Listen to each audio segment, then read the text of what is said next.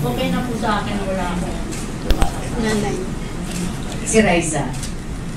Ako po kung saan po talagang masaya si Kuya, doon po kami. Kung saan po, kung masaya naman po siya kay Min. Kasi ako okay naman din po kay Min. Wala naman po ako nakikita masaya naman. Pag nakikita ko po siya masaya pag kasama si Min, masaya na rin po kami. Kaya, So in other words, boto kayo para kay Maine? Opo, boto po kami. Okay, kay Alden.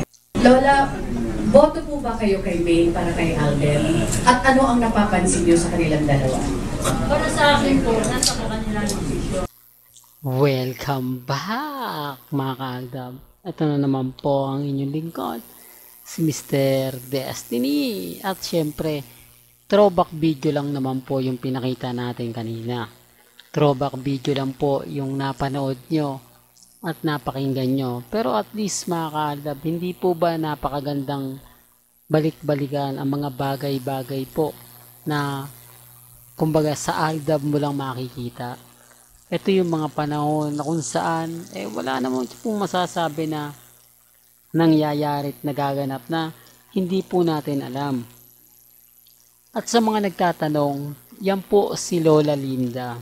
Siya po ang nagsabi na buntis po si Maine Mendoza nung pumunta siya sa Nubali. Ang sinabi nga po kumbaga si Daddy Bay nga po raw ang may sabi sa kanya. Kaya nga sabi ko sa inyo mga kaaldab, kung babalikan po natin ang mga ebidensya at resibo, kung babalikan natin yung mga nangyayari sa ngayon, at kung bakit nga po ba hanggang ngayon walang karelasyon si Alden Richards, gayon kung itatanong nyo naman po ang kanyang kumbaga sa buhay, talaga naman masasabi mong asawa at anak na lang talaga ang kulang kung hindi mo talaga alam ang buong istorya at buong kwento ng Aldab Nation. Kaya nga sabi ko sa inyo, simula po ng si Mengay yung naging karelasyon ni Alden, talaga naman pong hindi na po ito naligpa sa mga ibang babae. Ang problema lang po mga kaaldab, gaya ng sinabi natin, kapag may mga movie po sina Alden Richards, talaga naman pong nagkakaroon ng issue, nagkakaroon ng mga kaganapan, nagkakaroon ng mga bagay-bagay po na talaga naman pong mapapaisip po kayo. Ako nalulungkot ako mga kaaldab dahil kumbaga walang magawa si Alden hindi niya magawang protektahan ang Aldab Nation dahil nga po sa kontrata, dahil nga po nakatali si Alden sa management. Pero may mga bagay-bagay po na binibigyan niya naman po tayo ng pag-asa, binibigyan niya tayo ng mga kumbaga paliwanag na talaga naman pong nakakatuwa at nakakataba ng puso. Di po ba? Sa ngayon mga kaaldab, sabi ko nga po sa inyo, si Mengay at si Alden lang po talaga ang po pwede bumasag para sa Aldab Nation. Pero hindi naman po nila ginagawa. Gaya nga po ng sinasabi ko at pinapaliwanag na kay Mengay po yan kung gusto niyang mawala ang Aldab Nation, siya na po yung gagawa ng paraan. Siya na po ang magpapakita ng motibo na wala na po talagang Aldab.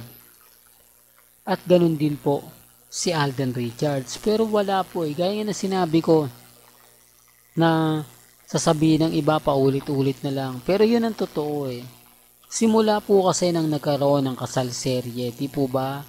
Never pong nagpo-post si Mengay na kumbaga sa bahay. Di po ba? Na pinagluluto ni Mengay si congressman. Na ginagawa ito ni Mengay para kay congressman. Lahat ng mga bagay-bagay po na ginagawa ng isang babae sa asawa niya, ipapakita niya. Pero wala po kasi, di po ba? Kaya nga sabi ko sa inyo, kapansin-pansin naman po na talagang, kumbaga, mapapaisip. Gaya nga po ng in-update natin kanina lang kay congressman. Hindi po ba laging wala si Mengay? Napakarami pong achievement na kinukuha ni congressman pero never pong naandun si Mengay para sumuporta, para ipakita na sila na. Gaya nga po ng award, di po ba? Dapat kasama siya dyan. Dapat isa si Mengay sa talagang aagaw atensyon, aagaw pansin. Na ginagawa naman po ito ng mga ibang artista, di po ba, kapag may mga kasama silang karelasyon nila. Imbis na maaagaw yung attention sa iba, sa kanila po napupunta.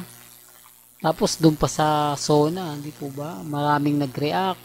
Bakit daw po si Mengay hindi kasama ni congressman? Bakit daw si Mengay no show? Yan ang pinapaliwanag ko. Kaya sabi ko sa inyo, po pwede po si Mengay ang sumira sa Aldab Nation. Ganun din naman po si Alden, gaya nga na sinabi natin, di po ba? Na bakit kailangan mo pang itago?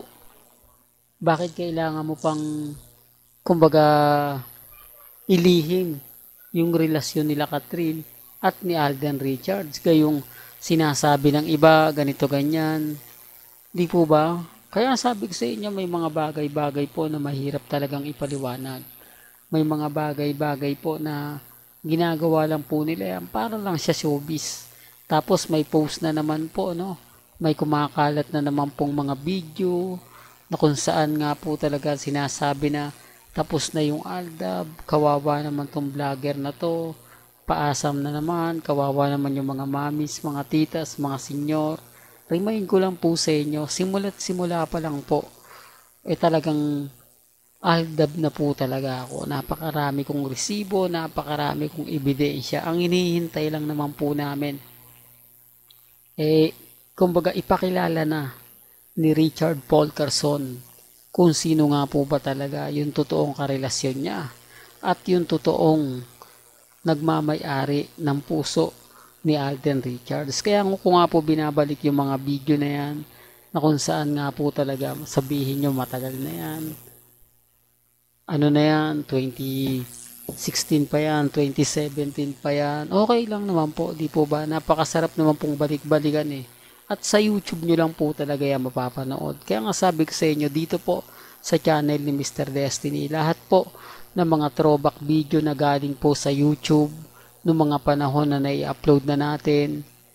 Ang problema lang po na wala na yan. Kumbaga, bibihira mo na makita, bibihira mo na kumbaga mapanood. Kaya nga sabi ko sa inyo, nandito si Mr. Destiny para laging nagpapaalala, laging nagpapakita ng mga ebidensya at resibo.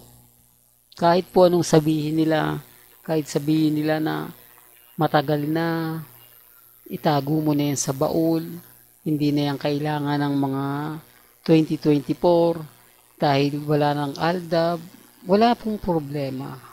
Gaya po ng sinasabi ko, hindi po ako namimilit. Ang sa akin lang naman po, nagbibigay lang ng ganap, nagbibigay lang ng update. Sa mga ayaw maniwala, okay lang. Kasi wala namang pumilitan Ang ano po yung pagkakapaniwala ninyo, nire-respeto ko po yan at ginagalang.